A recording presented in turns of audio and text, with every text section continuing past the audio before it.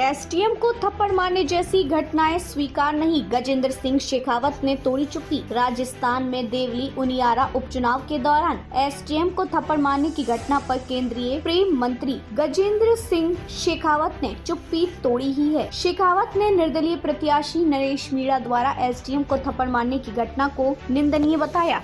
रविवार को circuit house में पत्रकारों से बातचीत में शेखावत ने कहा कि ऐसी घटनाएं स्वीकार नहीं है। सबको इसकी निंदा करनी चाहिए और कानून सम्मत कठोरतम कार्रवाई होनी चाहिए। शेखावत ने कहा कि कार्यपालिका और लोकतांत्रिक व्यवस्था से चुने गए प्रतिनिधि हम सब एक ही गाड़ी के पहिए के रूप में मिलकर काम करेंगे तो बेहतर काम हो सकता है। हमारे वैचारिक या कार्य प्रकृति को लेकर मतभेद हो सकते हैं, लेकिन इस तरह की कृत्य लोकतांत्रिक व्यवस्था में स्वीकार नहीं है। उत्तर प्रदेश के मुख्यमंत्री योगी आदित्यनाथ के बचेंगे तो कटेंगे वाले नारे पर शेखावत ने कहा कि भारत की गंगा जमुनी संस्कृति में अगर हम बचेंगे तो निश्चित रूप से बचेंगे भी और कटेंगे भी।